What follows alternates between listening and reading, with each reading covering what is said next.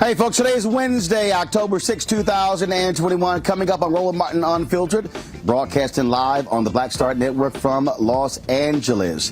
Republicans criticize President Joe Biden's immigration plan, not like they actually have one on their own. Also, Reuters breaks a story showing how AT&T is the financial source behind One American News Network, the right-wing, pro-Donald Trump, MAGA, conservative network that has spread more information and lied than anybody else. We're going to talk about that on today's show. Also, what's the truth behind these stories saying Democrats are trying to massively cut funding for HBCUs? We will have the truth for you as we talk with Leslie Baskerville, who leads NAFIO. You don't want to miss that conversation, folks, on today's show. Also, a racist neighbor tormenting a black Virginia family. We'll discuss that. And after seeing a school resource officer placing her 5-year-old son in the chokehold, a woman in Virginia is suing the school district. Folks, also, the mayor of Rochester, New York, she has resigned because of improprieties when it comes to her raising funds. We got lots to talk about on today's show. It is time to bring the funk on Roland Martin Unfiltered, the Black Star Network. Let's go. He's got it. Whatever the biz, he's on it. Whatever it is, he's got the scoop, the fact, the find. And when it breaks, he's right on time and it's rolling. Best believe he's knowing. Putting it down from sports to news to politics. With entertainment just for kicks, he's rolling. It's on go, y'all. It's Roland Martin, yeah. Rolling with Roland now. He's funk, he's fresh, he's real, the best, you know he's Roland Martin now.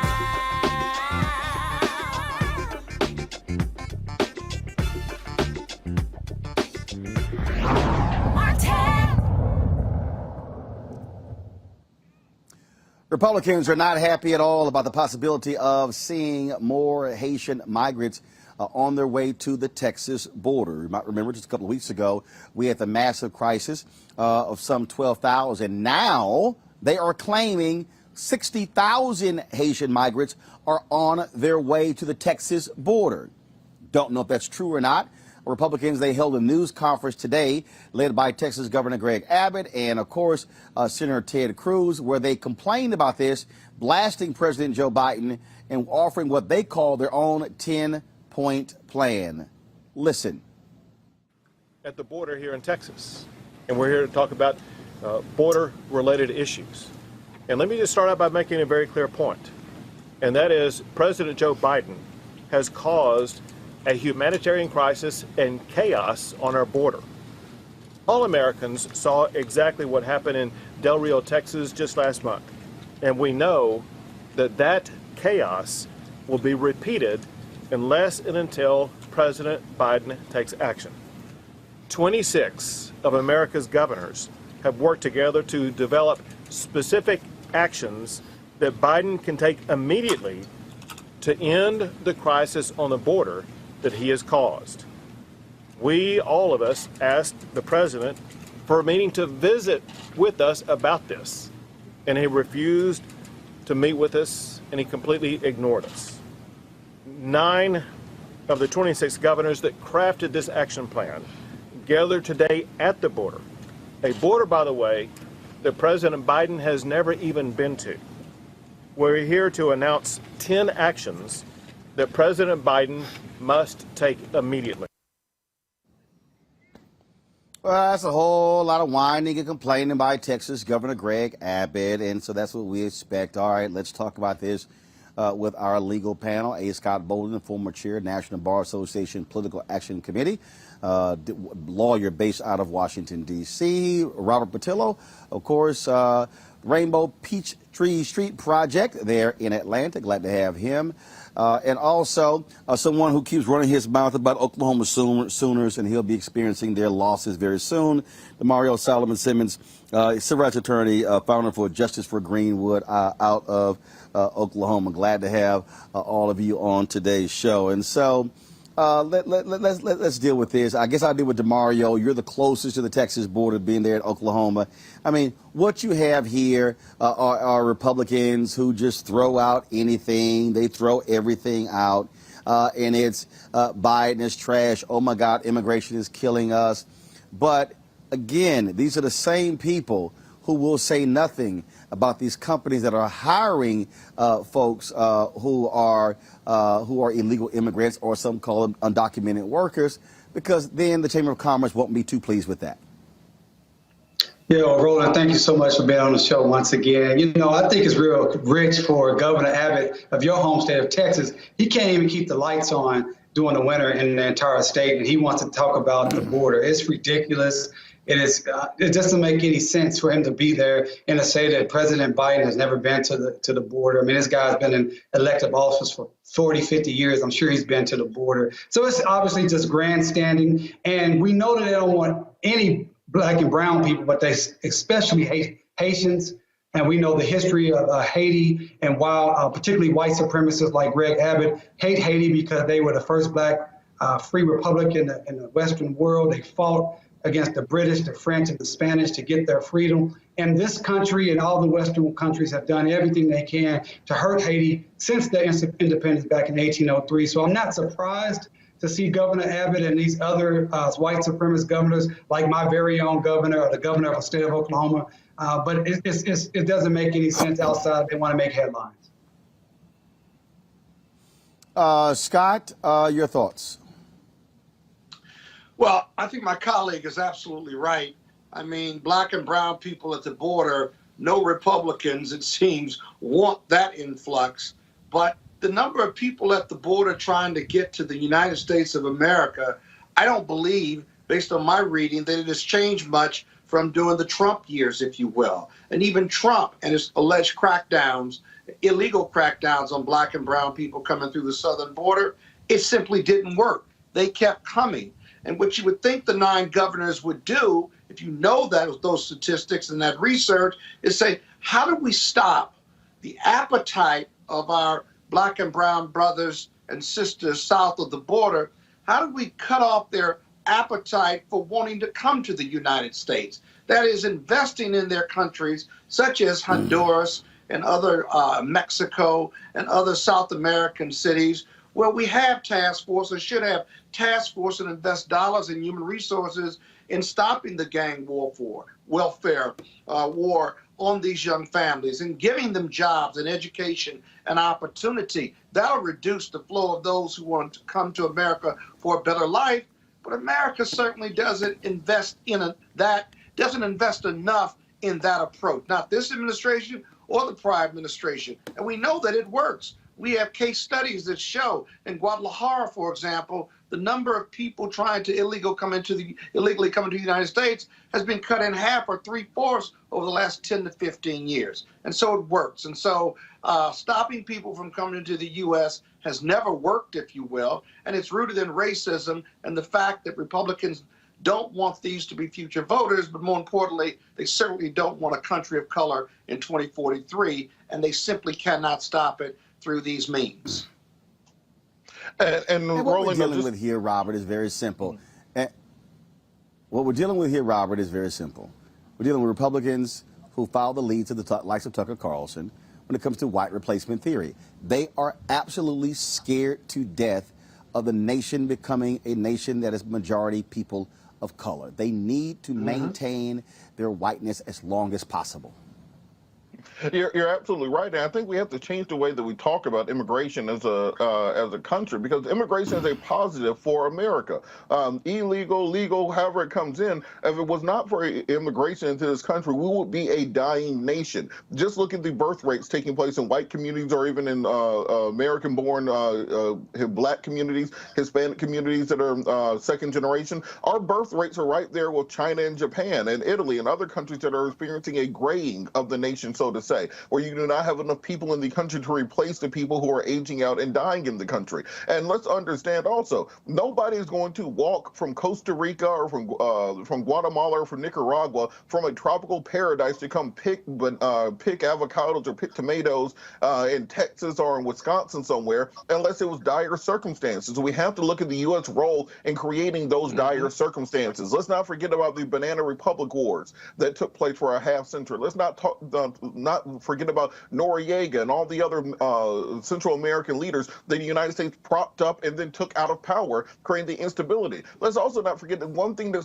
supports and finances these drug cartels is the American appetite for drugs. If we change the American drug policy, you get rid of the cartel the same way you changed alcohol policy. You got rid of the mafia, you got rid of the alcohol, Take the money out. Because you took their money out of it. So we changed American drug prohibition, then you change this issue from the rooter to the tutor. So what has to happen is our wonderful borders are Kamala Harris. She began the process by speaking with Central American leaders. We need to come to a tripartite pact where we take Canada, the U.S., and Central America and come to an immigration understanding, because guess what? Canada needs 20 million more people. They do not have the same benefit of legal immigration that America has to buoy their population growth. So they need more people to work in Canada. So let's find out a guest worker program where we can get people from Central and South America working in Canada, where they can then return home, because guess what? They don't want to be in the winter in Saskatchewan. They want to be back home with their families in their tropical paradises, and then you can solve the problem. But as long as we have this grandstanding and political hyperbole,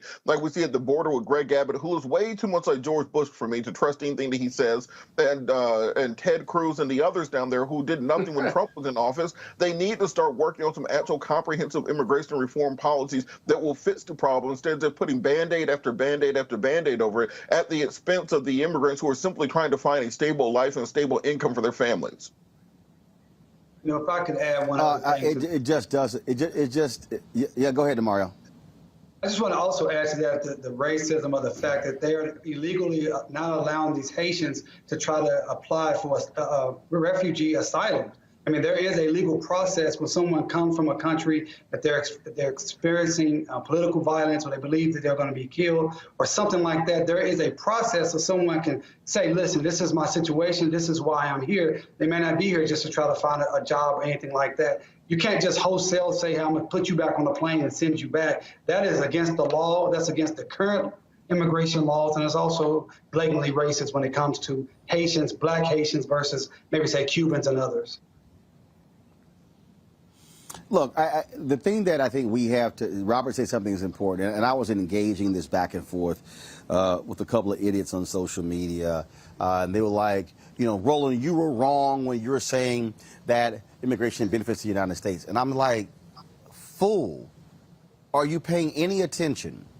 Why have the folks in Europe in the past decade been so violently opposed to immigration there? Oh my God, they're overrunning our country. Why? Because white people stopped screwing. Falling birth rates in most European nations. To Robert's point, to anybody who's listening, you do not have a country if you do not have people.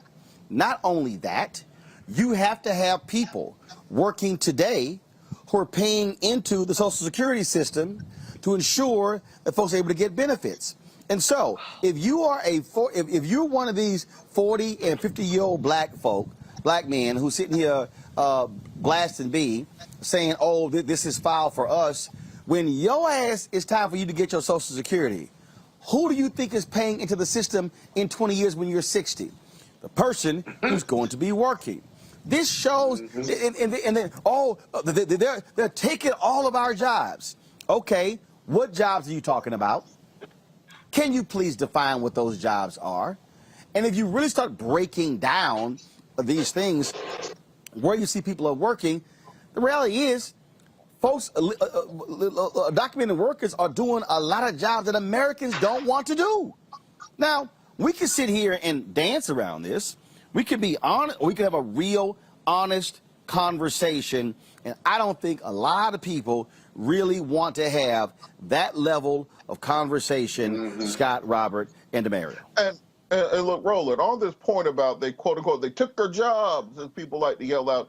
Look, black folks been in this country since 1619. That is 400 years. I am not going to be competing with anybody who just walked 1,000 miles from Guatemala to clean white folks' toilets. I'm trying to compete for jobs in those C-suites, in the boardrooms. I want my fair share of corporate executive jobs. I want my fair share of college admissions. Don't tell me I need to fight against my Latino brother and sister, or fight against my Haitian brethren for jobs at the bottom of the economy, when my fair share of the jobs are at the top of the economy. The people I'm worried about who took my job were Bezos and Elon Musk and Richard Branson and Bill Gates. Those are the jobs I'm worried about you taking. Don't tell me I got to be out here picking strawberries somewhere. No, tell me how you're going to stop them from taking those jobs from me. That's an excellent.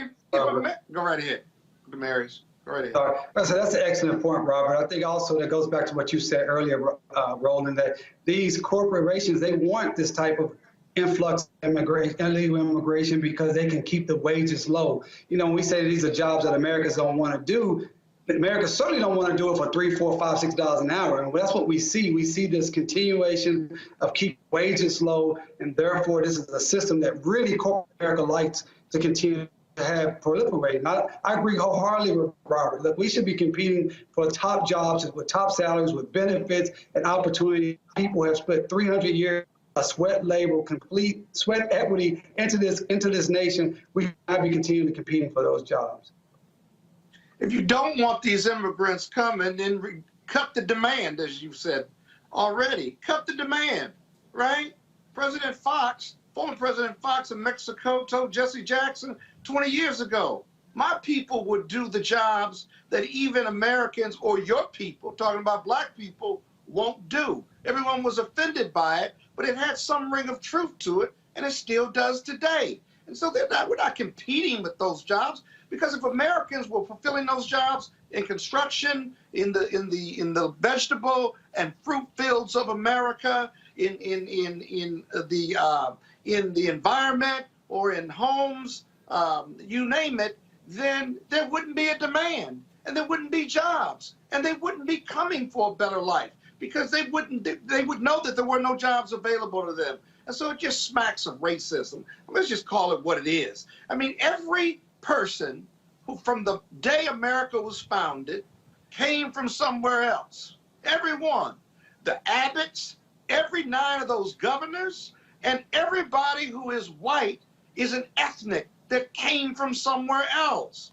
How rich is it for us now to say we need to close our borders? But America has a rich history. If you go over the annals of history, go over the annals of people coming over, we've always, during generations, had a penchant or test for blocking others from coming because of some economic interest. But it's actually a racial interest, historically. And so we got to fight against this, because we are all immigrants. And if you don't agree with that, then you're concerned about immigration and having a plan and being overrun is just rooted in racism. It really is. And they just need to come clean on that, because 2043 is coming.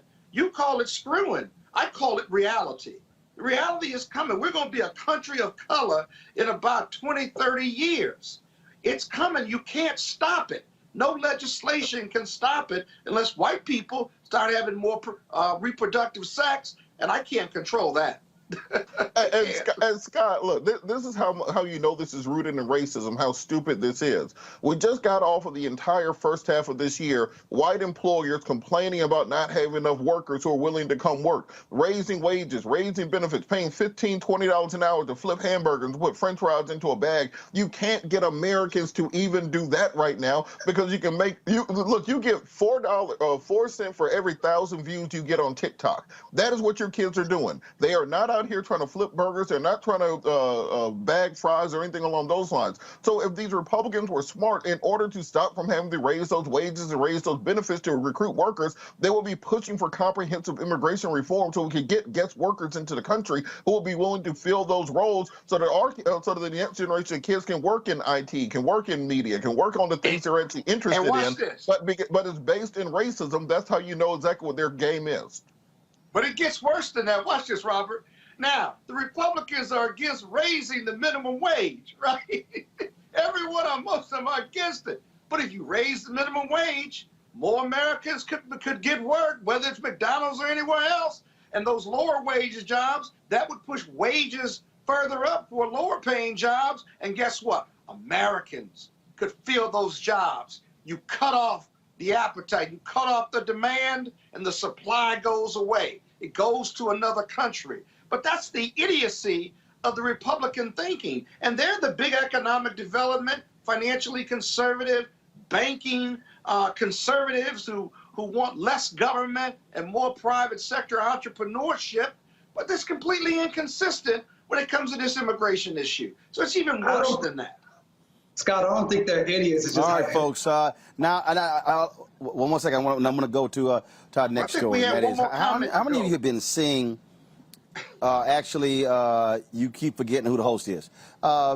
We've seen all these stories floating around social media about the Biden administration. The story from Newsweek cutting HBCU funding from $45 billion to $2 billion.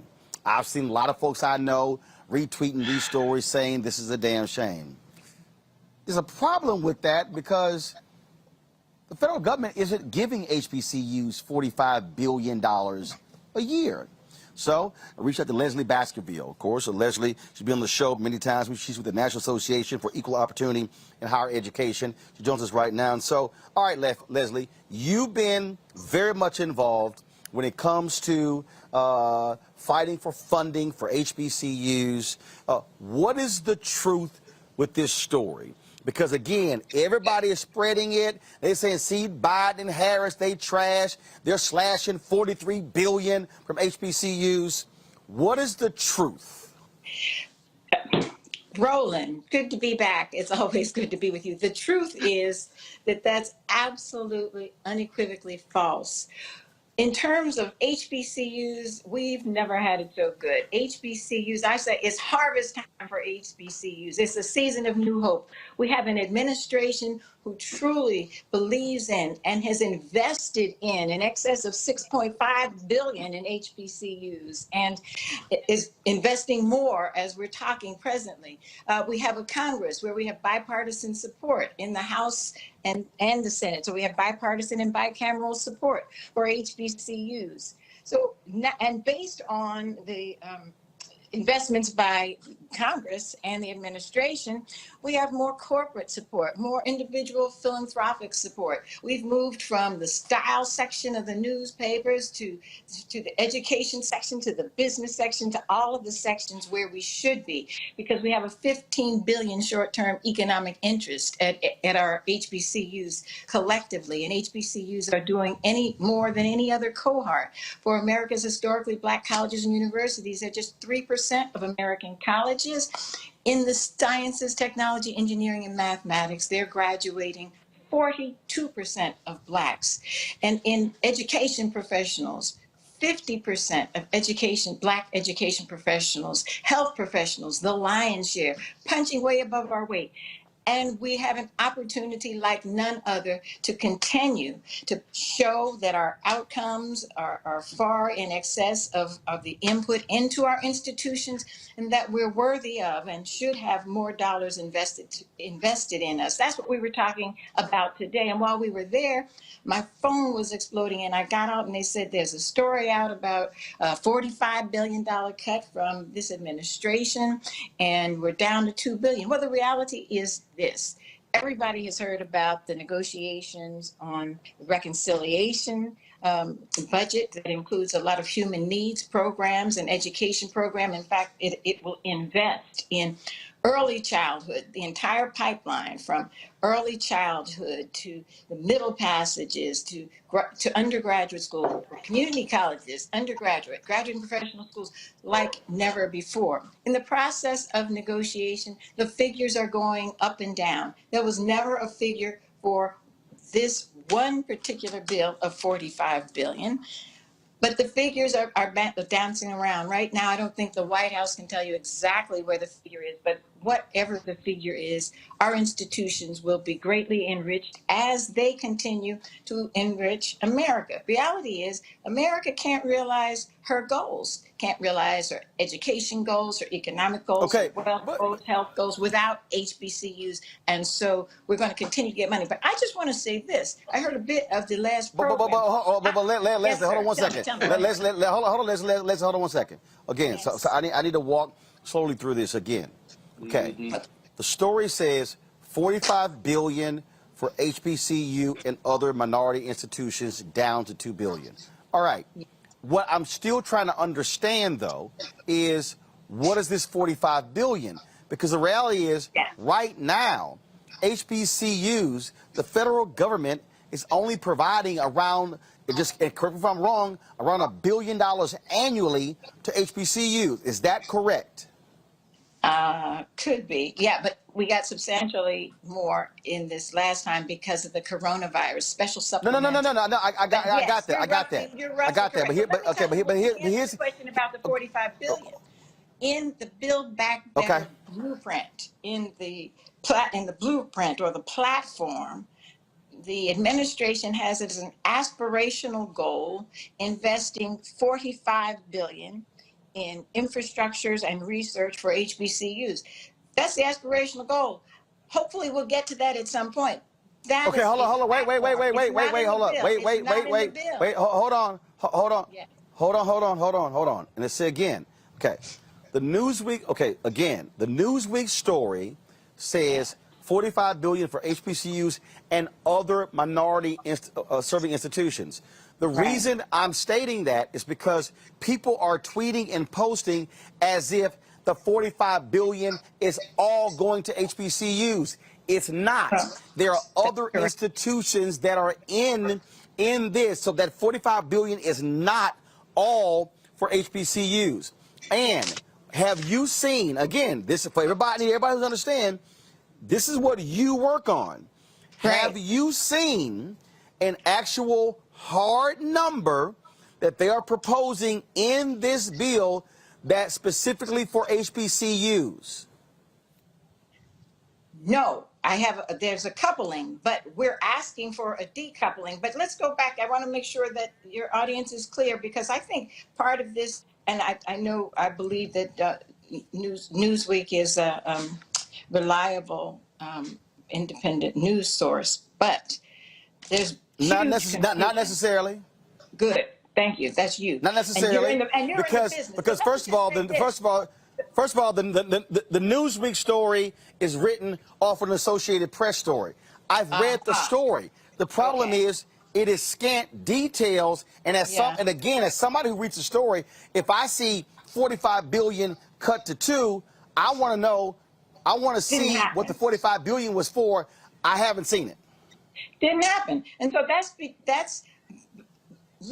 confusing a reconciliation bill that has a figure that at no time was 45 billion with a platform in which there was an aspirational goal for 45 billion. And you're absolutely right, for HBCUs, TCUs, and their tribal colleges, universities, and then demographic MSIs. And so those would be Hispanic serving institutions, tribal colleges, and predominantly Black institutions. And so that was for an aspirational goal for the community in a platform.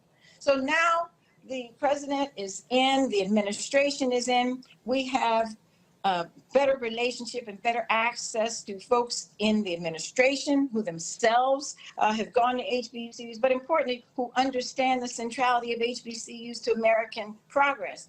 More importantly, for where we are presently, they understand that HBCUs, because HBCUs are unlike any cohort of colleges and universities, and you talk about the PBIs, TCUs, and APCs, Asian Pacific Islander colleges, they are demographic MSIs, minority serving institutions. HBCUs, people don't know this, they are not minority serving. They have no race and no ethnicity criterion. And they were founded for the purpose of educating the progeny of the American slave system, or Blacks and other persons. And they've been open and inclusive of all students since their founding. But they are unique. We have a special relationship with America because, unlike any other group of colleges and universities, HBCUs, the primary cohort, were dragged from their land. Thousands died in the process of having them brought over to this land so that we could provide cheap labor. We were stripped of our culture, stripped of our names, our religion, stripped of everything that was a reality to us. But we thrived, and we served, and we got whipped and beaten and lashed. But important to us was education. And so originally we educated ourselves by all types of signals and working to each other. You all know the story, and I'm not going to take up your story on it. But the point is, from that, we went on to found private HBCUs by abolitionists and Blacks, founded them, and we funded them. We funded them. When Black folks wanted to go to white schools, they could not. And so at some point in 1862, America established historically white public institutions to educate large swaths of white America. Got it. Blacks were denied. But here's but hold tight 1 second. I need to. But Leslie, hold on. I need to focus on the current funding, and here's why. Because again, I need to walk people through this properly. Because again, we operate in facts. Yes, originally, there was a 45 in the original proposal, in the original $3.5 trillion.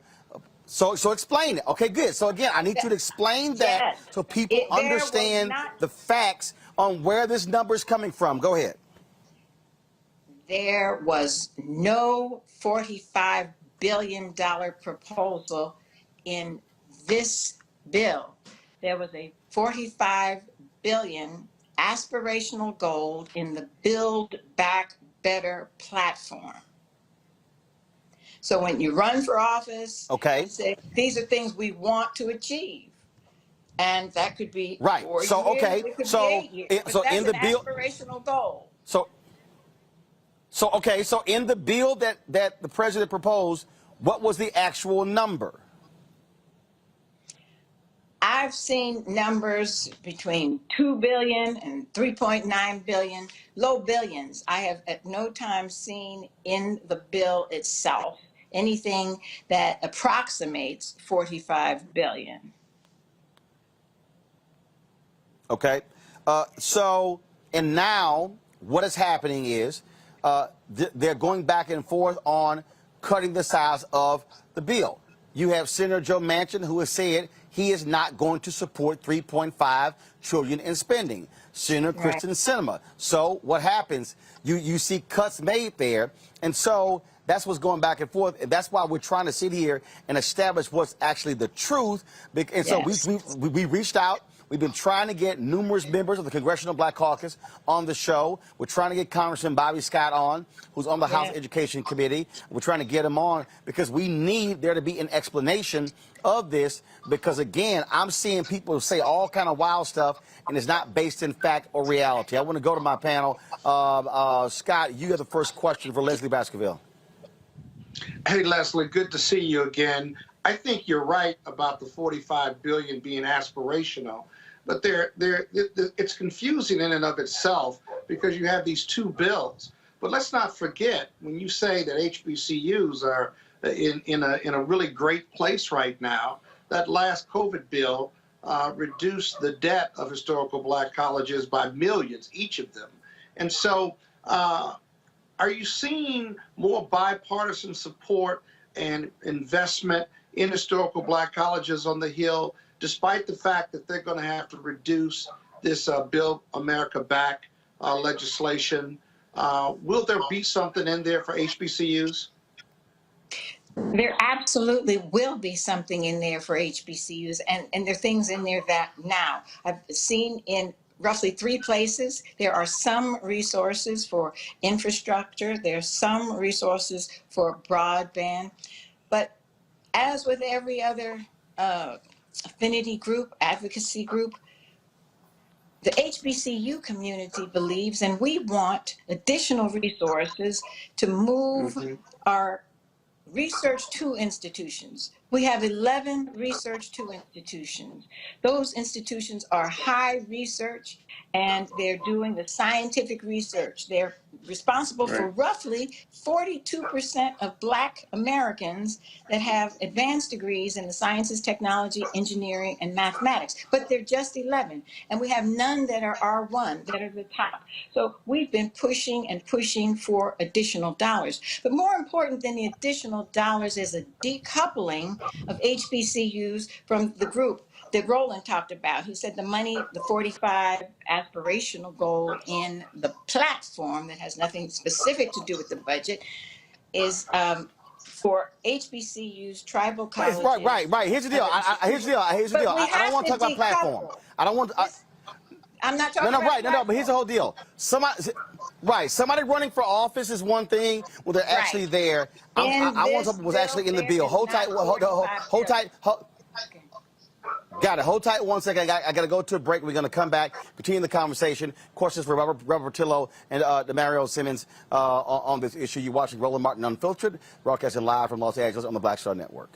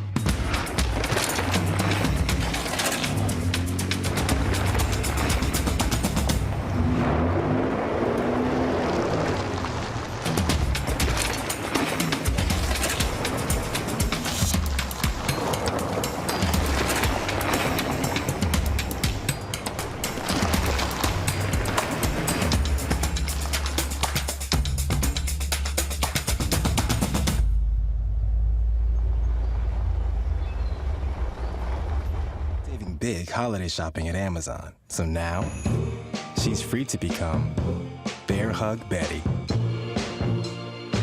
Settle in, kids. You'll be there a while. Ooh, where you going?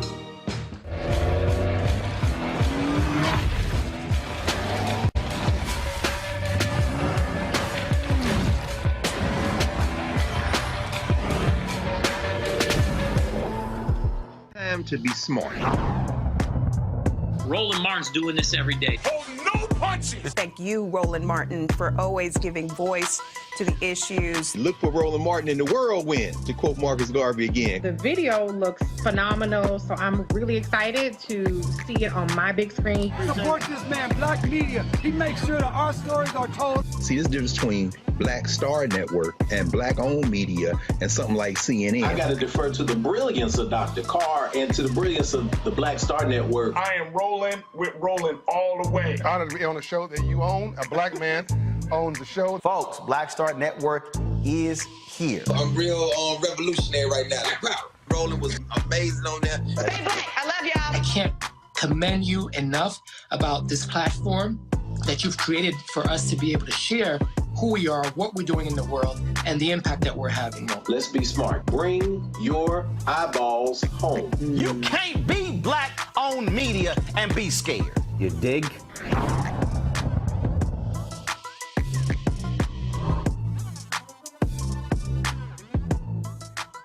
All All right, welcome back. Roland Martin Unfiltered on the Black Star Network. We're talking about HBCU funding in the latest bills that is going across Congress. Question, we have Leslie Baskerville with NAFIO. In the next hour, we'll be joined by the Thurgood Marshall Fund as well. Question now, Demario Solomon Simmons, your question for Leslie Baskerville. Yeah, I do want to hear a little bit more about you talking about the decoupling. I understand that this aspirational number of $45 billion is for tribal colleges in addition to HBCUs. But how much do you think HBCUs will receive, specifically Dems, for our particular colleges themselves? Okay, and I just think it's important, given what Roland's trying to do, and I think it is so important, that aspirational goal has nothing to do with this bill. It is not in the bill. It was not in the bill. And and our champions for the bill, many of them are themselves HBCU alums. And the chair of the Education and Labor Committee in the House, Bobby Scott, is a justice janissary. He fights like no other for voting rights and for the rights for the last, the least, the left behind, and for HBCUs.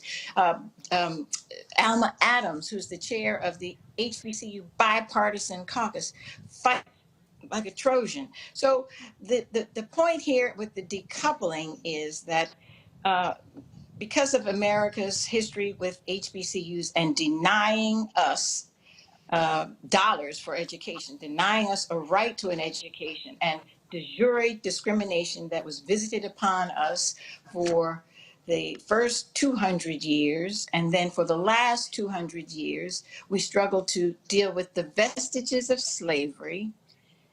They started strengthening HBCUs in the Higher Education Act.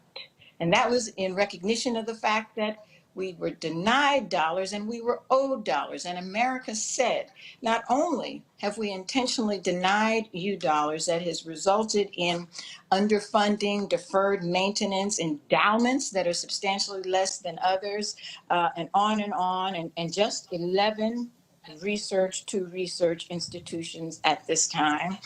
But the vestiges of slavery persist. And so we've got to do something about that. And so they put in a pot of strengthening HBCUs for the purpose of strengthening the institutions that were intentionally denied funding. Leslie, Scott was talking about, when Scott talked about the $6 billion. So in the COVID package, there was $6 billion that went directly to HBCUs. And so, again, that's correct. The reason I'm laying this out there, so when people are talking about what was cut, you have to factor in the COVID bill that was passed earlier by this Congress and signed into law by President Joe Biden. $6.5 billion went to HBCUs. And so if you're going to say what HBCUs... $1.6 billion, another 1.6 in the rescue plan, the American Rescue Plan. Got it. Okay. Robert, I need your question for Leslie. I'm short on time. Robert, short question, short answer. Just very quickly, we're talking about this, the bill currently going through Congress, and I see a lot of Republicans posting this meme about Joe Biden cutting $30 billion from HBCUs. What Republicans are actually helping on HBCU funding? Good question. I've not seen who's on the bill. I know who was on the committee today, and there were a lot of questions about adding additional dollars after we received the 6.5 and then the 1.6. But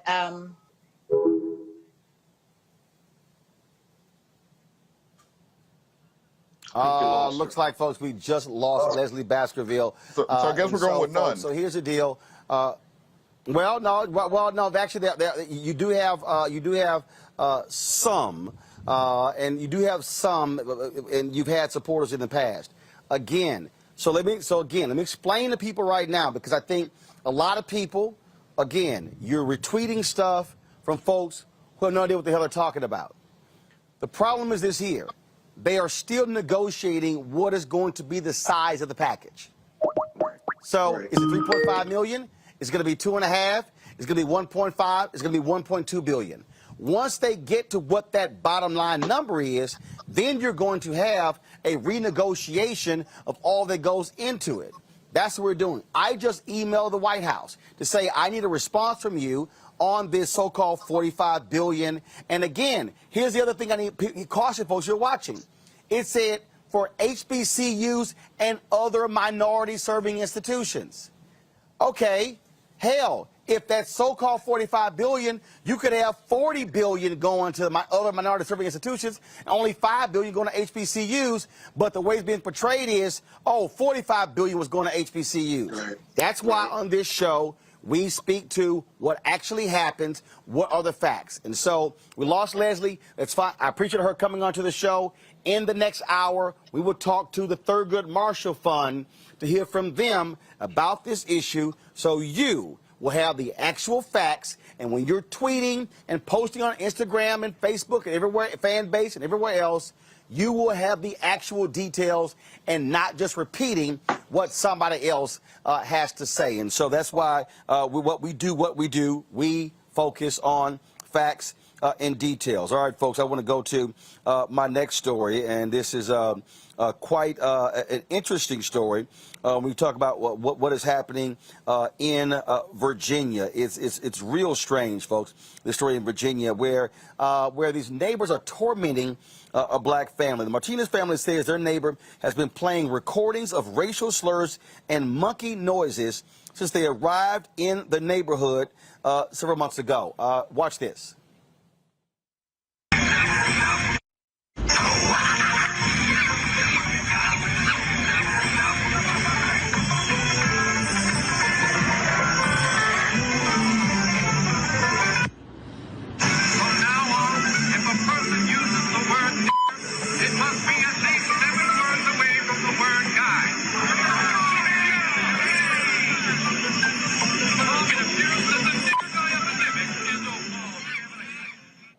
Now, the police have been called several times because no crime has been committed.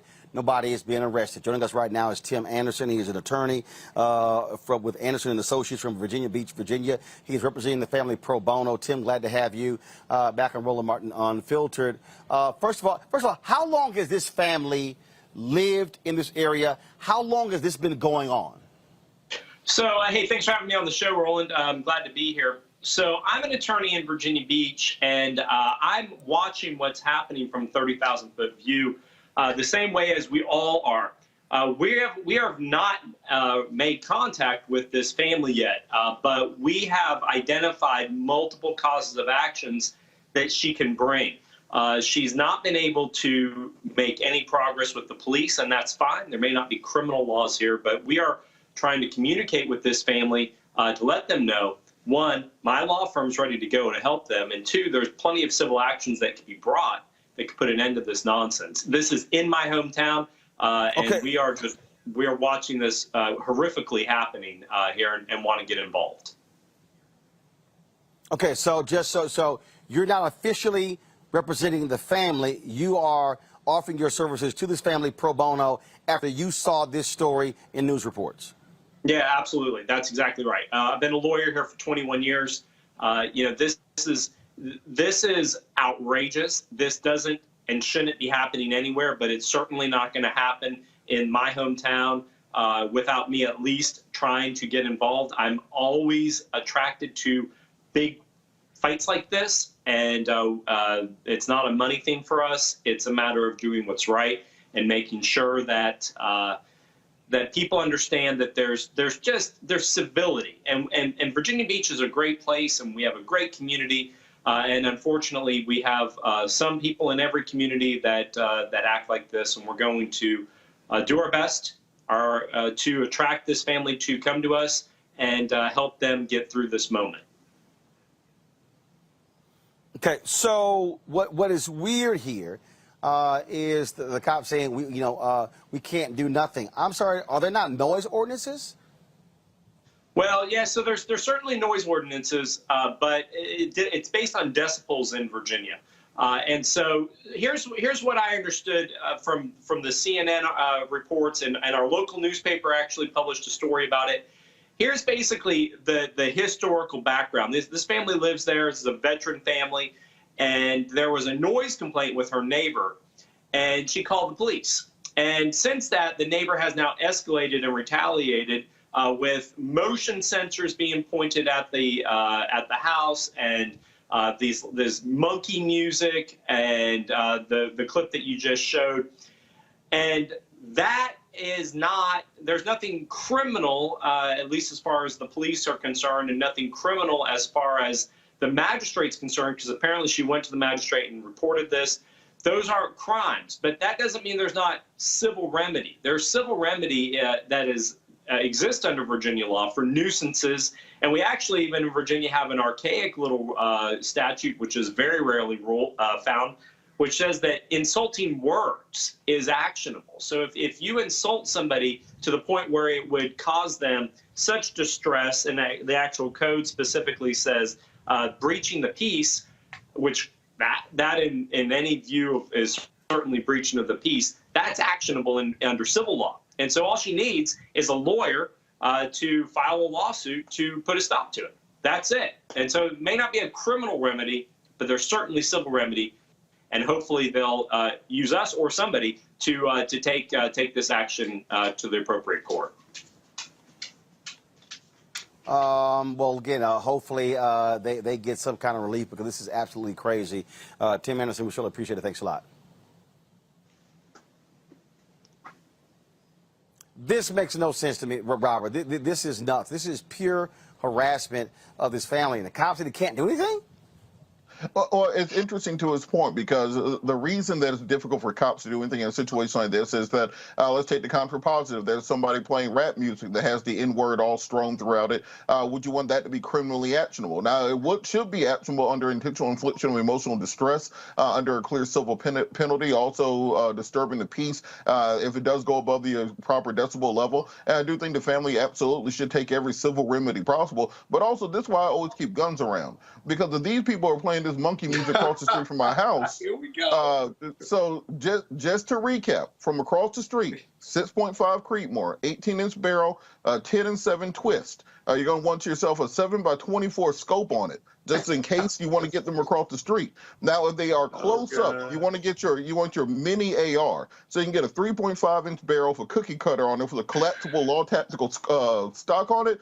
You should be good. You still get your 223, your 5.56 ammo going. You don't burn all of your powder, but you really don't need to go on that fast at that distance. So I think these people need to invest in a nice NAGA membership to National Association of African American Gun Association, because they teach you all these things to make sure you can be safe. Because somebody's playing across the street, there's only so long before they come across the street. DeMario, you have any idea what the hell DeMario, you have any idea what the hell Robert was just talking about? I do. I know. I know what Robert's talking about. I actually have a membership to that organization. I'm here in Oklahoma. Hey, Scott, stop talking, Scott. DeMario's talking. I'm here in Oklahoma, so I have no DeMario, go. I'm a gun owner. I agree with a lot of what Robert has said. I definitely think I'm glad they have an attorney. I was going to say, hell, I'll come and represent them, because I do see several causes of action. I do believe in intentional infliction of emotional distress. I do believe there can also be some civil rights claims. That you could have what's called a 1985.3, where you got 2 or more people who are conspiring together to take someone's civil rights, and they're trying to run those people out of their home. There's no question about it. That is a civil rights violation, I believe, is happening there. And then I think there's a hate crime there. I mean, when you are saying nigger, talking about nigger and monkey towards black people in this type of fashion, I think that's a hate crime. So I think that they should be sued, and I believe that they should be successful. And hopefully that family has some money, because they need to be held totally accountable, no question about it. Well, and that's another reason why I'm happy that I live in a black neighborhood. Yeah, maybe. Both of my colleagues are right, and that surely makes us feel good. But maybe not. This is what he needs to do, and I'm sure he's going to do it. You start with a cease and desist letter in no uncertain terms and lay out what the civil or administrative violations are vis-a-vis ordinances, and give them an opportunity to cease and desist, right? They will have to respond, or they get a lawyer to respond. Then, if they don't respond and the bad acting or the bad acts continue, right? Then you file for what we call a temporary restraining order. It's a civil lawsuit, but you're seeking injunctive relief. And to my colleagues, I do think you could argue irreparable harm, There's statutes that are immediately being violated based on what their lawyer has indicated, right? There's irreparable harm. There's likelihood of success on its merits. It's certainly in the public interest that you're not blasting the N-word and anything else. And you seek a TRO under the local laws in Virginia Beach. And you get a judge who will be offended. Most would be highly offended by this conduct, and they'll sign an order barring them temporarily from engaging in this bad conduct. Eventually, you get a preliminary injunction, and then you win the lawsuit, and you can still get damages even though you got a TRO because you're going to sue for damages, right? That takes the energy out of that racist family, if you will. And then you get community support for it, which is going to be hard not to get community support for it, but they need to get into court. And then lastly, they need to go to the government of Virginia Beach and see whether they have a certificate of occupancy, see whether they are in compliance with their electrical code and all these other things that you have to do and get the city to enforce it, right? So this is what we call hitting back and hitting hard. Eventually, the broadcast will stop because it becomes too expensive and too offensive even for the bad actors to engage in that conduct. That's what I would do. And Roland, now. All right, folks. Robert, real quick. Yeah, I would say now, just in case what Scott said doesn't work. So this is your mini AR. Flip it out this way. You pull out that way. All right? And then you're ready to roll. And then if you pop right back in, fold back up, goes right in your jacket, and you're good to go. So in case Scott's plan doesn't work. That'll bring the police out, Robert. No, look, in your own house, in your own home. In my house, in my Scott, can't nobody hear? Stop, Scott. Can't nobody hear both of y'all when y'all talking? Robert finished and Scott. Can't nobody hear?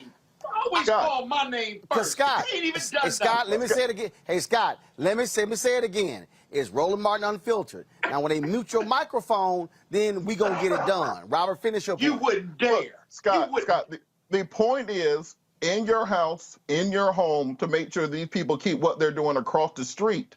Because at the end of the day, we want to make sure this stays civil. And anybody who's playing that kind of music in loud volumes, they are a loose cannon. I can't trust what you're going to do. My job is to protect me and my wife and my dog and my property away from those people.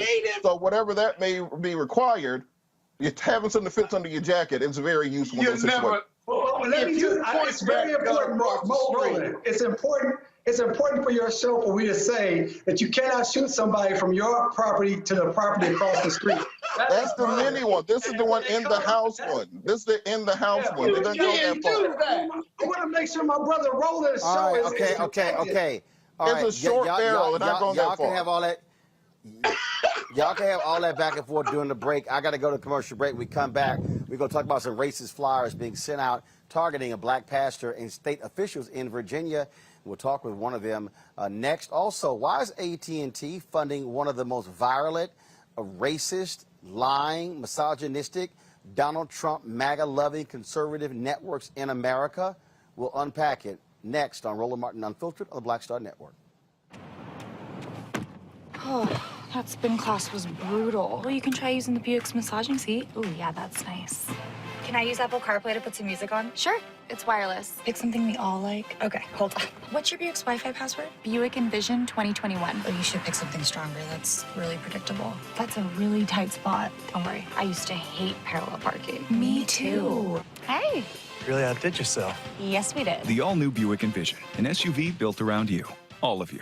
I believe that people our age have lost the ability to focus the discipline on the art of organizing. The challenges, there's so many of them and they're complex. And we need to be moving to address them. But I'm able to say, watch out, Tiffany. I know this road.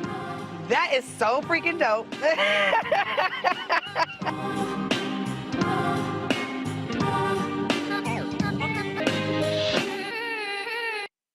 Hey, I'm Cupid, the maker of the Cupid Shuffle and the Wham Dance. What's going on? This is Tobias Trevelyan.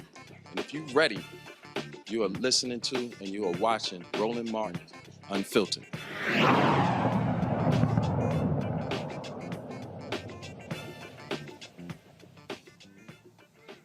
All right, folks, more racism in Virginia as some flyers that have been going out highly critical of black state officials. Now, and they're targeting a black pastor. The story really makes no sense whatsoever once you begin to unpack exactly what is going on here. We want to do that because again, you just heard that particular story there. There's another couple, how they're being targeted in Virginia.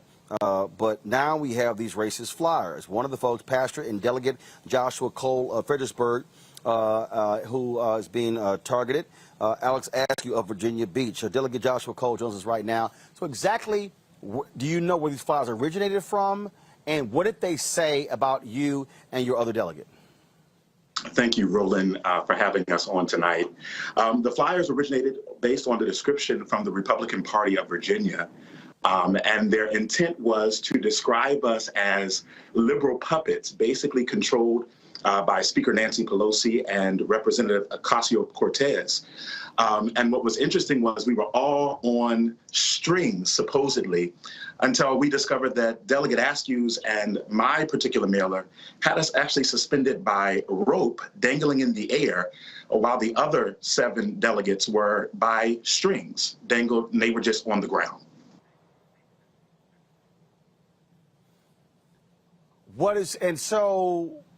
First, what are they trying to do? I mean, how many people did they send it to? How many households? You have any idea how many flyers went out? I'm not quite certain on how many households went out. I was actually alerted about the mailer over the weekend when a constituent reached out, disgruntled by the mailer. And then on Monday, I actually received it at my home. And so I started asking a couple of my colleagues if they received this mailer. And they sent it to me, and they showed us the different versions that they've had. And like, again, as I said, the interesting thing for myself and Delegate Askew, the only 2 black men who were on the mailer, we were depicted in a different way. And we know this is the capital of the Confederacy. This is Old Dominion. So these are just racial dog whistles. We have flipped Republican districts that have been Republican districts for years. We flipped them, and they're trying to use those dog whistles to call certain people out, but we won't be intimidated. What's next? First of all, is anyone involved? State Attorney General's office? Anyone? Any investigation going on? No, not as of yet. We called on our opponents and the Republican Party of Virginia to condemn the mailers, and they basically stated they were holding us accountable for our ultra-liberal record. But we will make sure that what's going on next is that we're exciting our voters to get out. If we won these districts before, we will continue to do it. And as Virginia is moving forward into a new light, we're not going back to these old school racial ways. No matter how many times they try to, rephrase it, remask it, we're going to keep moving forward. All right, Pastor and Delegate Joshua Cole, we sure appreciate it. Thanks a lot. Thank you, Roland. To our panel, I want to talk about this story here. A Virginia mom is suing a school district for policy changes after her 5-year-old son was put in a chokehold. In 2018, Pamela Onenwu was picking up her son when she saw a school resource officer placing him in a chokehold. The reason, the child was allegedly singing too loud in class, and the officer was called to make him stop. The mom and 2 other parents filed suit against the Fairfax County school system, citing psychological trauma and physical pain were being inflicted on students with disabilities. The school staff settled out of court and added additional training for staff. DeMario, kids singing too loud? You put them in a headlock, a chokehold? It's just ridiculous. And again, this is just what we see all the time across the nation. I had a case recently in Seattle, Washington, where I had a black kid, 11 years old, who was autistic, and they got upset with him and put him out in the cold weather for 3 or 4 hours and laughed at him. This is happening across this nation when it comes to black kids, brown kids, and kids with special needs.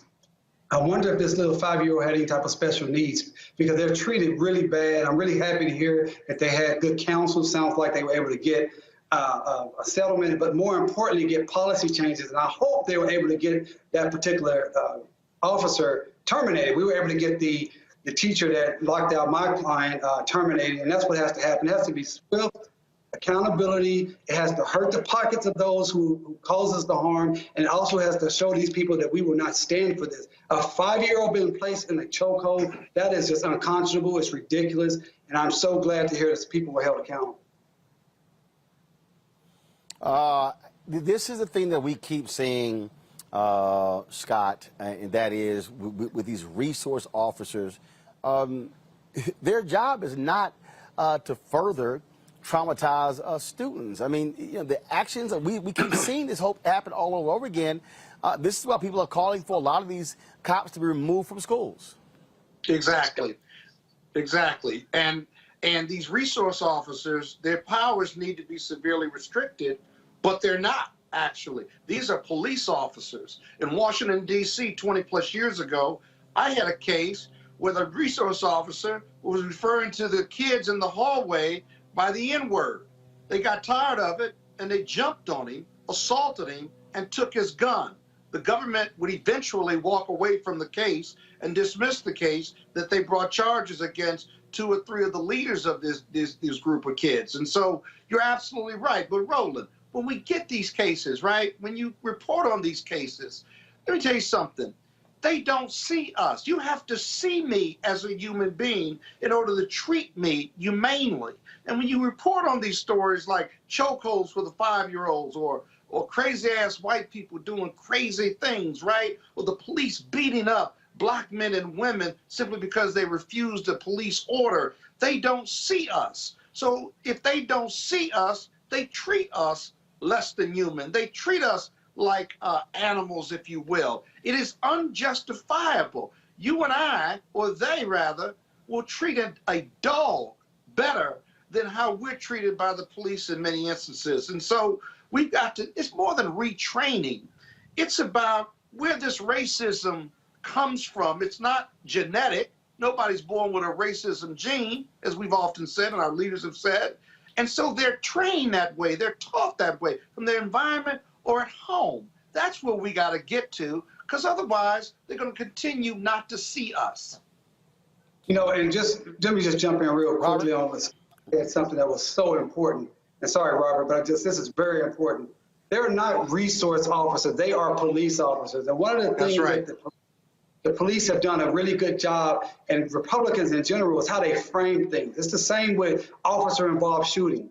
That is to try to make it seem like what it really is. It's the state killing somebody or the state shooting someone. So these are just police officers with extraordinary power. They should not be the first people called when you're having an issue with a 5-year-old, a 7-year-old, a 9-year-old, things of that nature. These people are bullies many times. We saw the case of the young lady, and Scott is exactly right. The young lady, when they took her out of the chair and slammed her on the ground, because he didn't see her as a little girl. He saw her as a other than. And that is important. But we got to change our own terminology.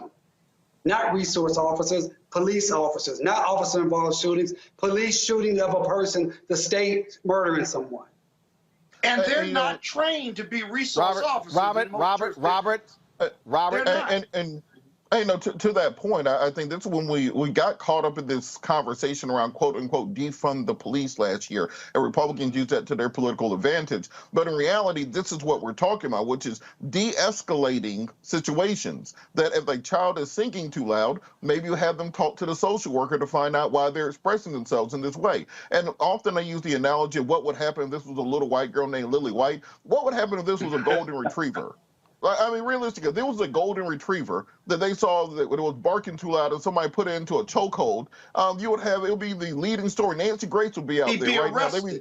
They'd be looking for him like they were looking for Gabby and all this other stuff. But because it was a young black boy and they see the dehumanization of them, they do not have that same empathy. And this goes towards the way that our school system is often the feeder system for our prison pipeline, because they start criminalizing children at 5 years old, put them into the system. So by the time they're 17 or 18, they are ripe to go to their next stage, which is not college, but into the criminal industrial complex. So we have to start reevaluating the people we put in charge of raising our children for so many hours a day, and creating a system where they're not simply continuing to be over-criminalized and over-prosecuted for the least bit of expression as a human being.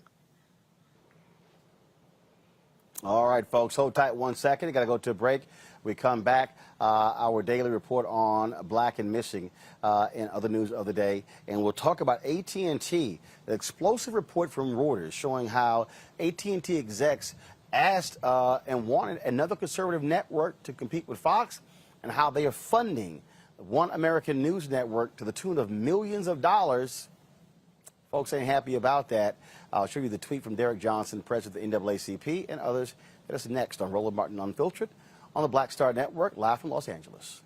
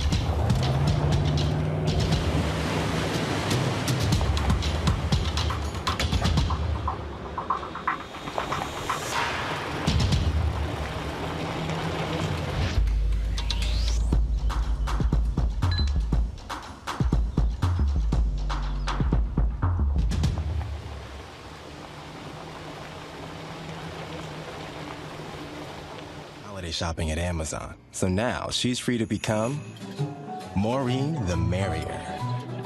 Food is her love language, and she really loves her grandson. Like, really loves.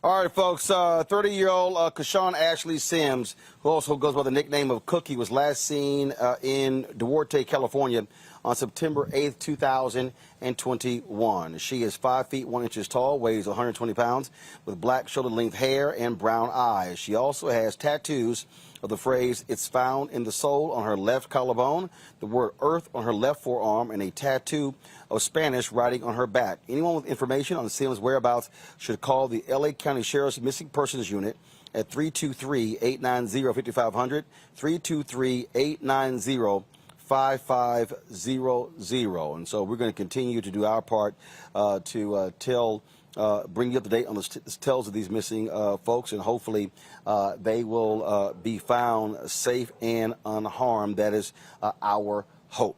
All right, folks, let's go to Rochester, New York, where Lavii Lockers has agreed to leave office for violating state election laws during her 2017 run for re-election, and she will leave office by December 1st. She was facing felony charges that she and two assistants violated campaign contribution limits, but she pleaded guilty to a single misdemeanor, admitting that she knowingly exceeded the $8,557 limit. By admitting to the charge, the city's first black woman elected mayor will likely not lose her law license.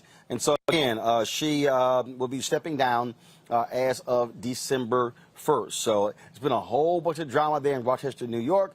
Issues with the police department. In fact, her husband had gotten arrested. So, man, it's been a whole bunch of drama there. So she's going to be leaving office. All right, folks, food is an important issue in this country. A lot of us love to eat. Some live to eat, some eat to live. But the reality is our children are most impacted by this.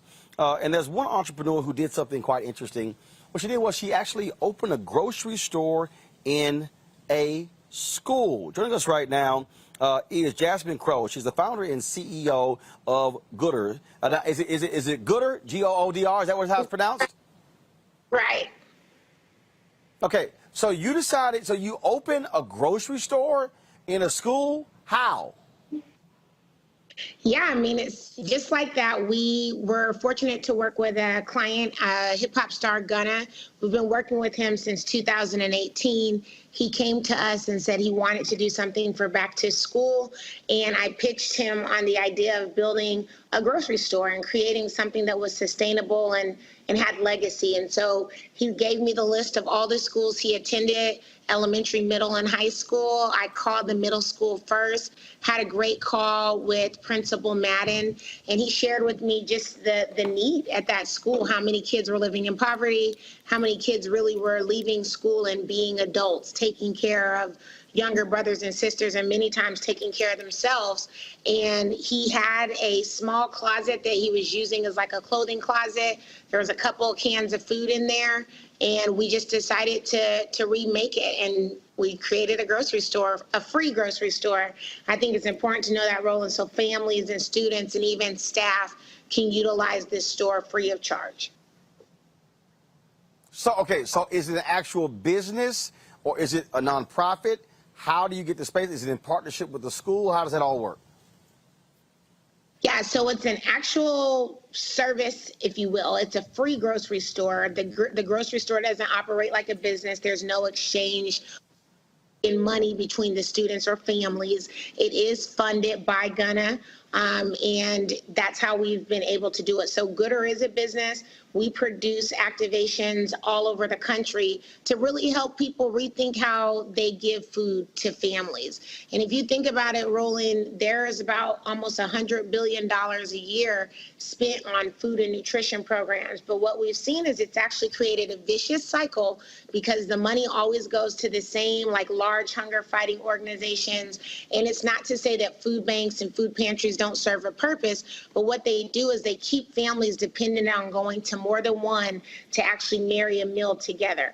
And so what we think at Gooder is that there's a big difference between access to food in this country and access to meals in this country. And so we focus on bringing families access to meals. So we have kids that can go in there and pick out food items that they can then go home and make meals for the family. And that's what we do.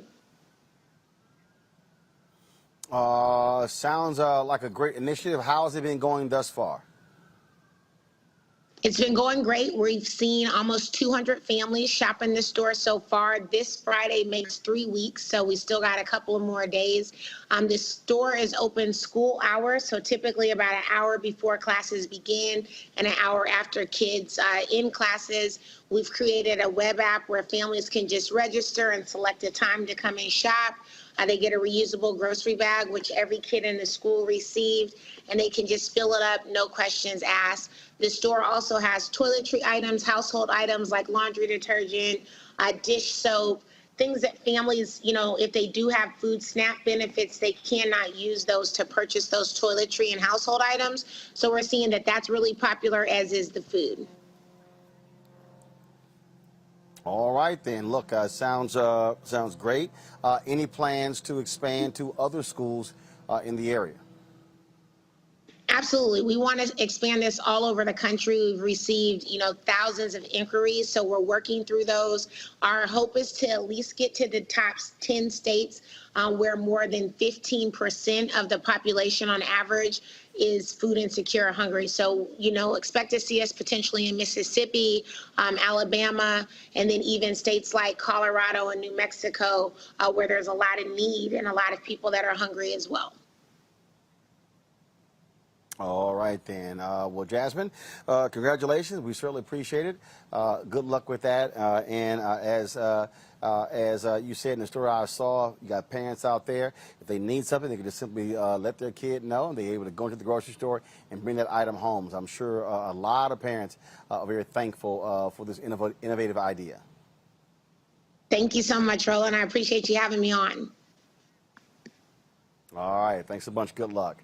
You know, DeMario, this is the level of creativity that I believe is necessary that we have to have. You used to have in this country, you had significant community centers, social services centers, that they were sacrificed by budget cuts. And what this exposes also is the issue that we have of children who go hungry. I've talked to, look, my brother has been a teacher. Two of my sisters have been teachers. Two of my sisters are teachers. My niece is a teacher. And having these conversations, we don't think about it, but the number of kids who literally go to school every single day hungry. And so people wonder about behavioral issues. They wonder about things along those lines. Why can't these kids concentrate? It's hard as hell to concentrate in school when you're starving. Oh, Roland, you're so right. I just appreciate your show so much to bring on that initiative. Very impressed by that young lady. And as someone, as you know, Roland, I have a mentoring program we've been doing for several years. And we see this inside the schools with people needing access to meals. As someone who grew up on SSI and having to use food stamps and things of that nature, I know it feels good for those kids to be able to go in there and those families to just get what they need and not have to say what their financial status is or anything like that. And I think the idea that she has is pretty innovative. And I think there may be an opportunity to use some Title I dollars to get funding outside of just her client who's funding it now, because, that's not, I don't know. I don't really know that yet. The artist she talked about, but I don't know if that's really sustainable to really move to other states. But I think the ideal is a great idea, and maybe they can give us some Title I funding, which for those who don't know, Title I funding is for low-income schools, and use those fundings to help generate the revenue that's necessary or the funding that's necessary so this can be expanded to other schools, because the need is great. I'm in Oklahoma. We're one of the top 10 worst states for hunger, and it's just an ever-ending problem that needs innovative people like Jasmine to give new solutions to. Like I said, I really think we do have to rethink how we help kids today. Robert, this is an interesting way to do so, and it is a matter of being able to help them help their parents, because people make assumption, oh, everybody's fine, everybody has food. No, there are many kids literally sitting in schools who are totally dependent on free lunch programs. And you have Republicans who are attacking those programs left and right. You've got these conservative commentators attacking these programs left and right as if everybody has food in this country. They don't. The poor in this country, Reverend Dr. Barber talked about this all the time, the poor, the working poor are doing their best, and we throw away billions of dollars worth of food every year, and this, to me, makes a hell of a lot of sense. Well, Roland, on that point, remember, Operation Breadbasket was in many ways founded upon a very similar concept and idea. And we have to look at this nation up to the mirror of who we really are. 40% of the food in this nation is thrown away. We pay farmers. We actually have farm subsidies and pay farmers to throw food away instead of sending it to market because it will depress prices. We would rather have people starve in America than to just feed them the food that we are producing, the most abundantly productive nation to ever exist on the face of this earth. So I think we have to look at these policy prescriptions that are out there. The fact that we are dealing with this $3.5 trillion human infrastructure bill right now, and we cannot even get 50 votes in the United States Senate to feed children, to educate children, to give people housing, to give people child care. But if it comes to a new bomb or a new bomber plane or an aircraft carrier or an atomic bomb, we find the money every time. If it's tax cuts, we find the money every time. Just as you said, I know people who are educated and have friends and family members who do the same. Many of them have had to bring washing machines into the school to wash the children's clothing because they didn't have those resources at home, to give children food after class just out of their own pockets. So instead of us fighting over the scraps and having these esoteric arguments about policy, let's get down to the nitty gritty and put together programs that will actually help people, so it will not take initiatives of this nature in the richest nation on earth in order to do so. We actually have a panel on this next week at the Rainbow Push Conference on youth entrepreneurship, where some students did a very similar thing at their school, putting together a business where they sold food to other children to address many of these issues, where they're getting donations from stores and corporations in order to help finance those things. People can register for that at creatingopportunityconference.com. But it's important that we support people who are doing these things, and at the same time press Congress so that you do not have to do it on the individual level, that we're getting together an actual national policy. We have the resources, we just choose not to use them. Yeah. Hey, Scott. Yeah, Roland, real quick, there's another part to this that we haven't talked about, and that this store in the school, how many grocery stores are around this school and available the food deserts of America, we know our poor communities and our Black communities suffer from that. About 15 years ago, Michelle Martin, a colleague of yours, a fellow press journalist, did a story on ABC News about this, the relationship between poverty and health. And what her report found was that these kids and adults who were poor and who could not afford healthy food, right? And I hope this store and the school offers healthy alternatives, but they couldn't afford healthy foods. And so as a result, they were eating McDonald's or their grocery stores, if they had one, sold high carbohydrate, high sugar, high fat products at a very low price in those community stores, those grocery stores in our poor communities. And as a result, it wasn't so much that the kids and the adults were going hungry, some were, but their diet actually increased their weight and increased their health challenges. And so the second part of this story really is about the food deserts and how unhealthy poor people eat, and people with economic challenges, how poor their diet is and how it taxes the healthcare system in America. It's a whole nother issue, but this store concept in the stores hopefully addresses that. But there's a broader piece here that the FDA, as well as the grocery store industry, you know, you go to a poor neighborhood, you can't get healthy products as much as you go to an expensive neighborhood. You can see it even at the Safeways and the Giants of the world. They have different products for different communities. That's got to stop, because the poor communities aren't getting the healthiest choices, nor are they being educated on healthy choices. That's a direct relationship with their weight gain, with their overall health, and how their health challenges tax the healthcare system in America. Folks, got to go to the break. We come back. We'll talk about AT&T funding the One American News Network, also our Tech Talk segment. All of that next. Roland Martin Unfiltered on the Black Star Network. Don't forget, if you also want to support what we do, please join our Bring the Funk fan club, where every dollar you give goes to support what we do. Cash App, $RM Unfiltered, PayPal.me/R Martin Unfiltered, Venmo.com/RM Unfiltered. Zelle is Roland at RolandSMartin.com, Roland at RolandMartinUnfiltered.com. We'll be right back.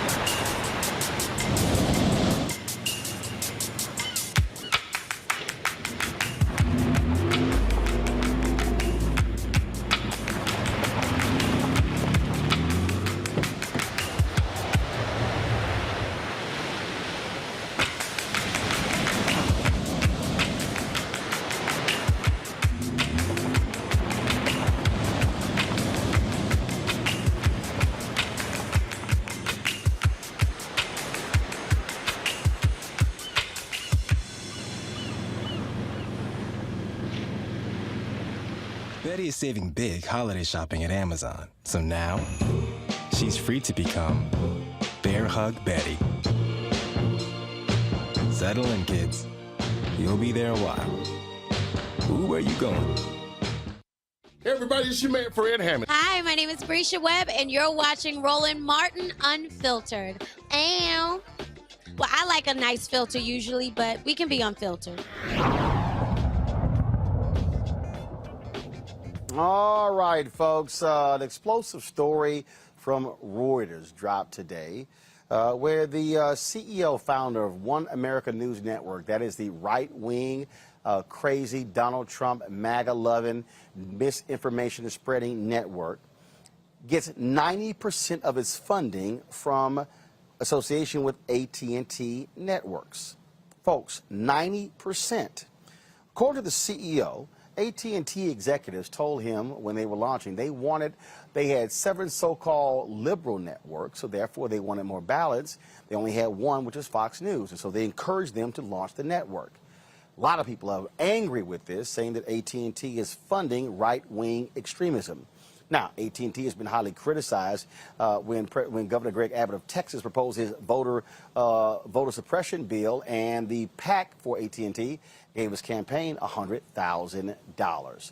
I want to bring my panel back. This is significant, Scott, because when we talk about companies, this whole right-wing media echo chamber, this is how they get funded. And so think about it. If, you know, imagine if AT&T met with me and said, hey, we think there should be more black networks. So what we're going to do is we're going to guarantee you revenue, Roland.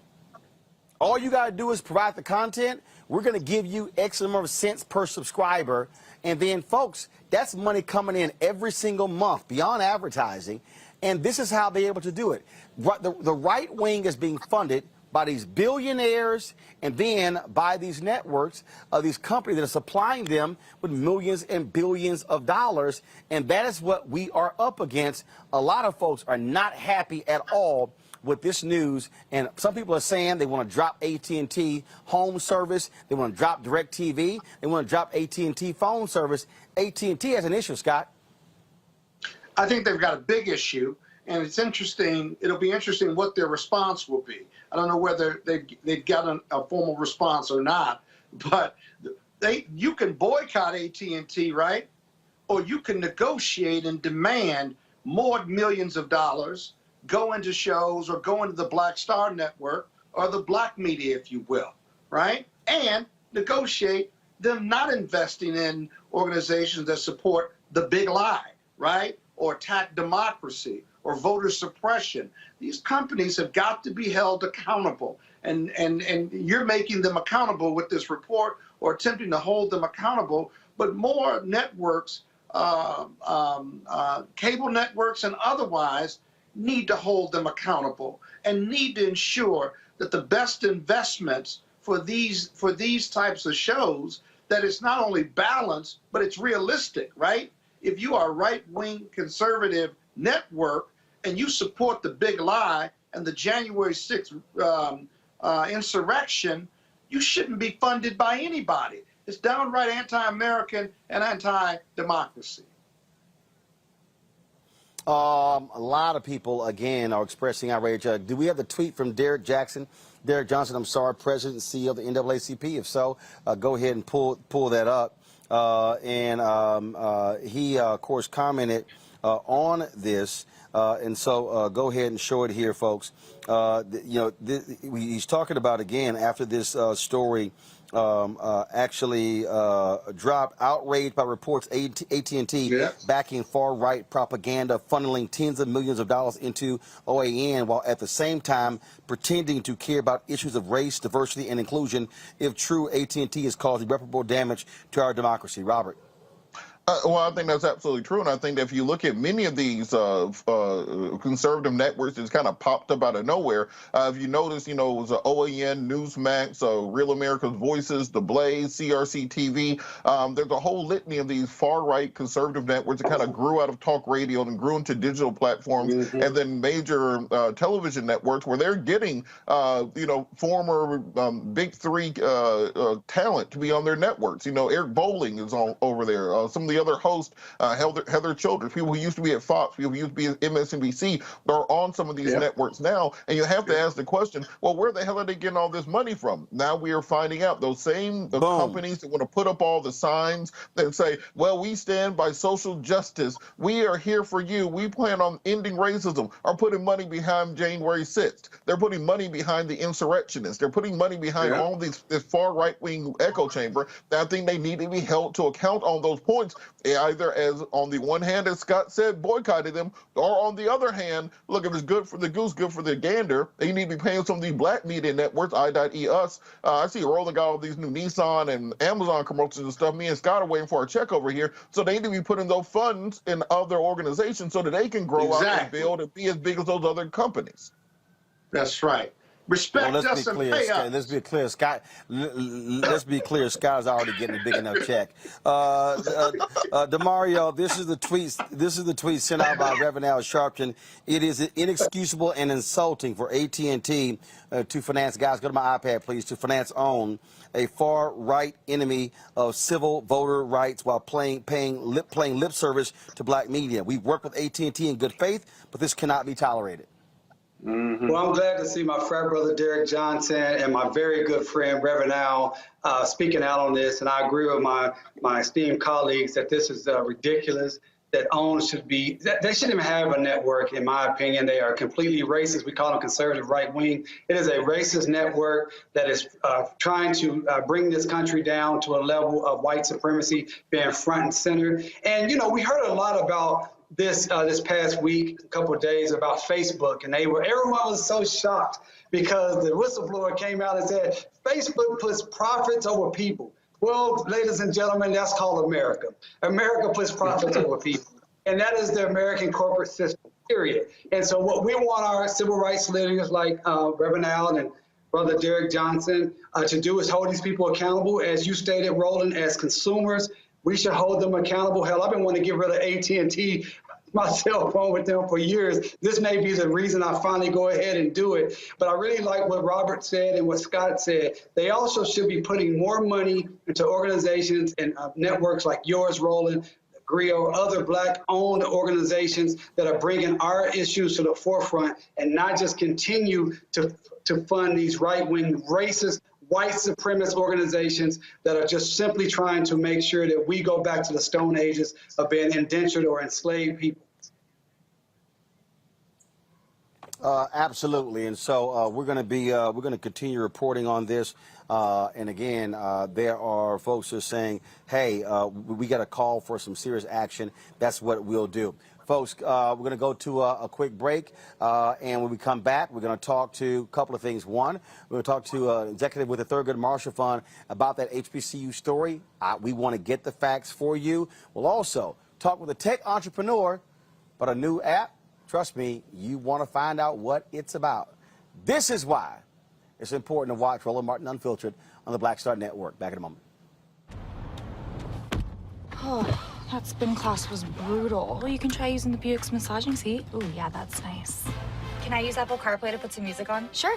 It's wireless. It's something we all like. Okay, hold on. What's your Buick's Wi-Fi password? Buick Envision 2021. Oh, you should pick something stronger. That's really predictable. That's a really tight spot. Don't worry. I used to hate parallel parking. Me too. Hey. Really outdid yourself. Yes, we did. The all-new Buick Envision, an SUV built around you. All of you. Hi, I'm Kim Burrell. Hi, I'm Carl Payne. Hey, everybody. This is Sherry Shepherd. You're watching Roland Martin Unfiltered.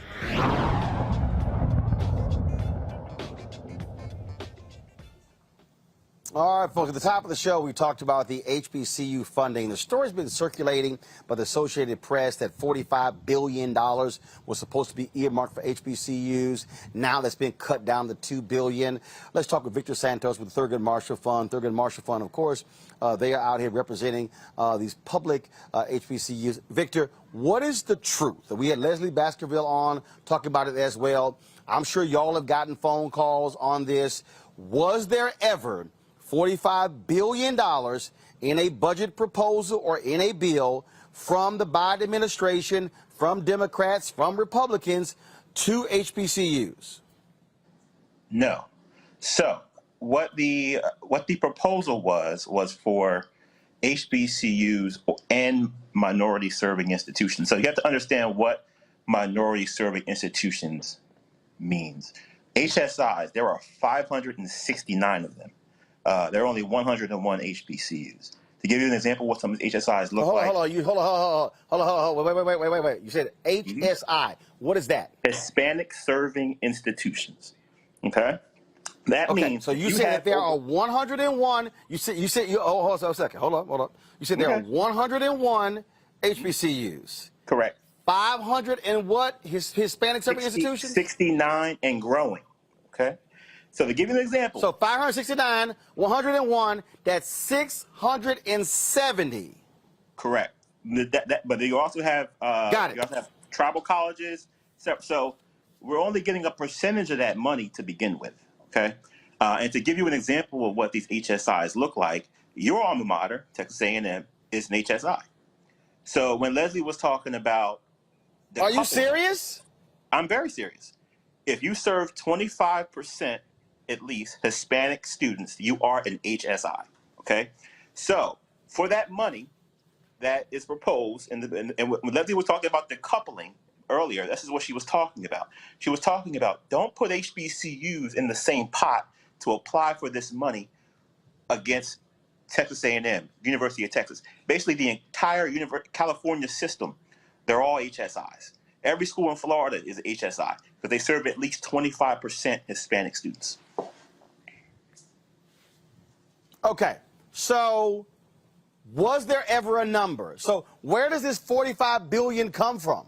Yeah, so there was a number in the American Jobs Plan that Biden put out that included some funding for infrastructure along with some centers of excellence, 200 centers of excellence that would have gone to HSI, all HBCUs and MSIs, which, you know, to be quite frank, is more than half of the schools that are in existence in total when you include all the HSIs, all the PBIs, which are predominantly black institutions, HBCUs. It's a gamut that runs across the spectrum. So when we say decoupling, what we mean is this. We have to make sure that HBCUs have a pot of money that they can apply for and compete against other HBCUs for. That's what we've been pushing for, and that's what we've been urging Congress to do. Okay, so this thing is being spread like wildfire. People say all sorts of different things. And so what is being spread is factually incorrect. And so it looks real cute. Oh, the Democrats and Biden are going from $45 billion to $2 billion for HBCUs. No, right now there is no $2 billion for HBCUs. There is no the $2 billion is for all MSI HBCUs to compete, as was the $45 billion. Now, what there is also in the plan, which we have to highlight the positives of the plan, is there is a tuition assistance program for HBCUs and MSIs for the first 2 years, where students would basically be able to go to our schools for free for those first 2 years, and that's in the plan as well. There's also $1 billion in the Department of Agriculture for HBCUs in the plan. There's also $1 billion for HBCUs in the Department of Commerce in the plan, or in the bills that have gone through the House committee. So there are lots of things in the bill. Of course, I advocate for HBCUs, and we're fighting for more money for HBCUs as is our job to do. But we have to, be truthful about what's really happening. Well, that's precisely why we wanted you on the show, why we wanted Leslie on the show, so we can actually have the details. And so people who are spreading that Associated Press and that Newsweek story have the actual facts. We also are trying to get Congressman Bobby Scott on the show as well, other members of the CBC, to explain this, so people are not walking around saying a whole bunch of crap. They have no idea what the hell they're talking about. It's very important, and thank you for giving us a platform to talk about it. Victor, so appreciate it. Thanks a lot. Thank you.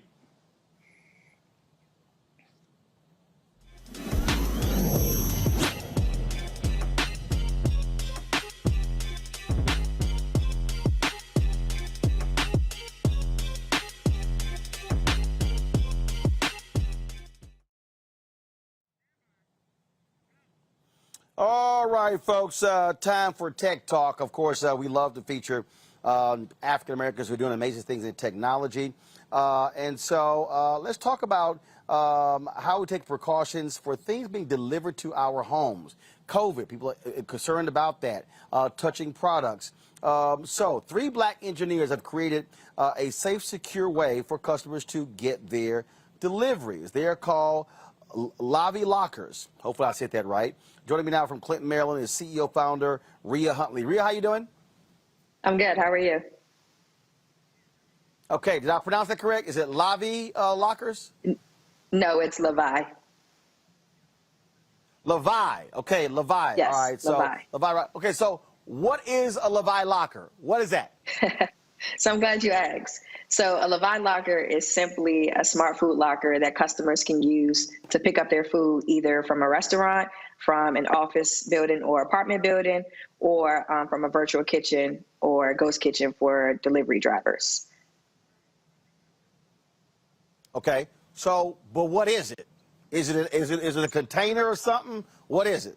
Yeah, so it's a 3x6 locker. It has 10 individual compartments and it's insulated. So what happens during that process is the normal pickup way, which I started to see actually before the pandemic, is that restaurants had like an open shelf. So the open shelf isn't really secure. Anyone can grab the food. Plus, the food isn't maintaining that temperature. So the Lavii Smart Food Lockers actually keeps the food safe and secure, as well as maintains the temperature until the customer or the delivery driver comes and picks up the food. So is this for the restaurant or is it for the customer? Who's this product going to be sold to and who's it for? So our main customers are restaurants, office buildings, apartment buildings, as well as ghost kitchens and virtual kitchens. The main benefits behind them purchasing the actual locker system from us is that either for office buildings and apartment buildings, their tenants now have a better way of picking up their food from a secure area, as far as like putting the actual locker inside of a lobby.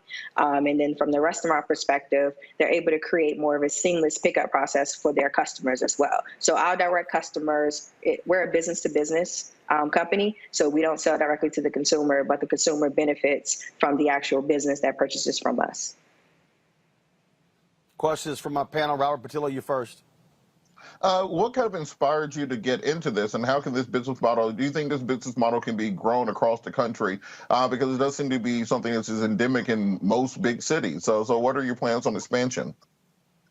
So I actually thought about this idea even before the pandemic, based on my own personal frustration with picking up food.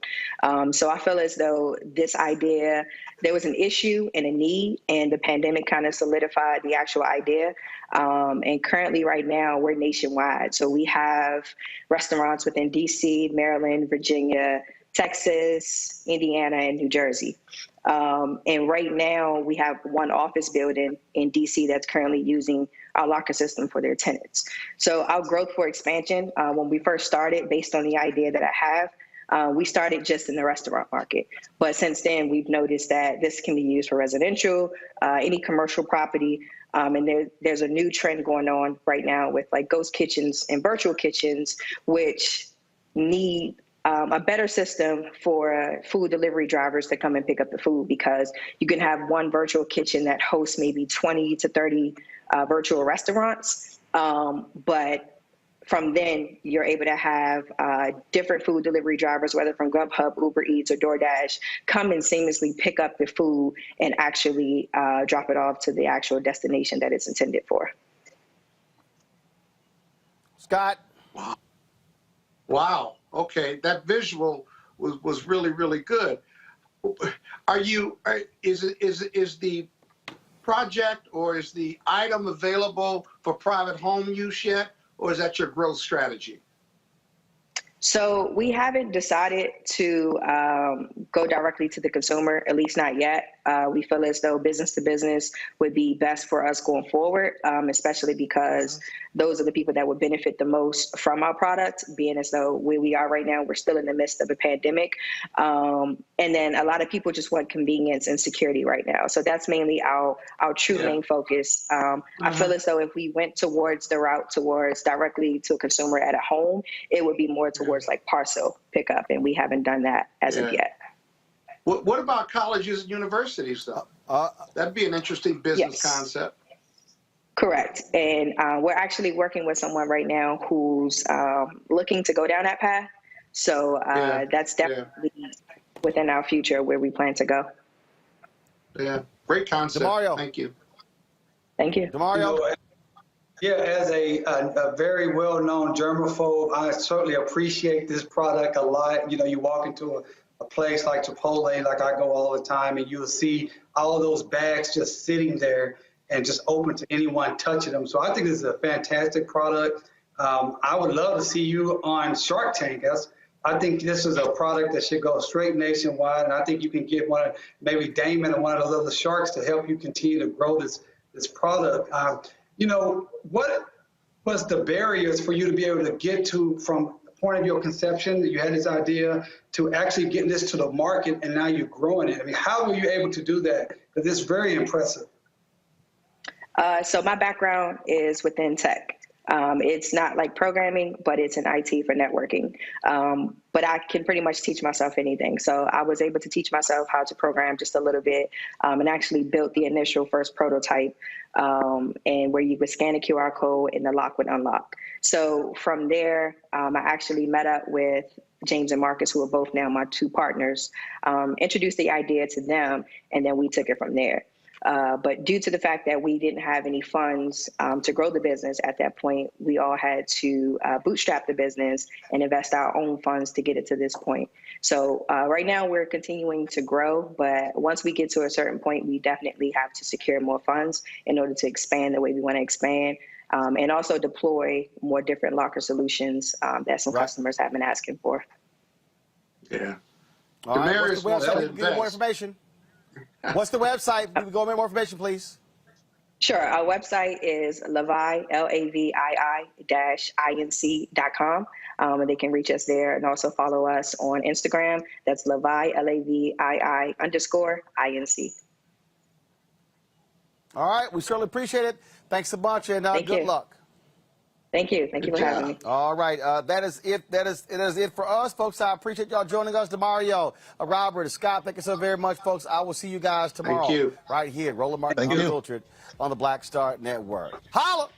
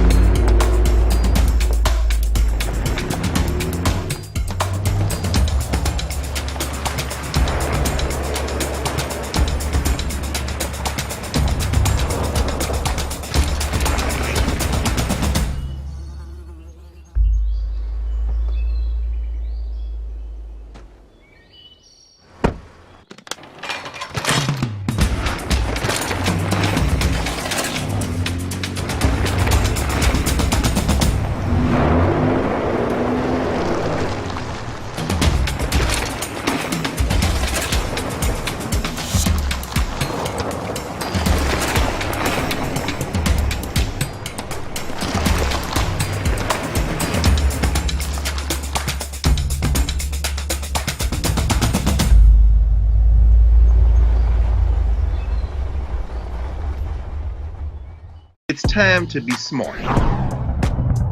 Roland Martin's doing this every day. Oh, no punches! Thank you, Roland Martin, for always giving voice to the issues. Look for Roland Martin in the whirlwind, to quote Marcus Garvey again. The video looks phenomenal, so I'm really excited to see it on my big screen. Support this man, Black Media. He makes sure that our stories are told. See, there's a difference between Black Star Network and Black-owned media and something like CNN. I got to defer to the brilliance of Dr. Carr and to the brilliance of the Black Star Network. I am rolling with Roland all the way. Honored to be on a show that you own. A black man owns the show. Folks, Black Star Network is here. I'm real revolutionary right now. Roland was amazing on that. Hey, Black, I love y'all. I can't commend you enough about this platform that you've created for us to be able to share who we are, what we're doing in the world, and the impact that we're having. Let's be smart. Bring your eyeballs home. You can't be Black-owned media and be scared. You dig?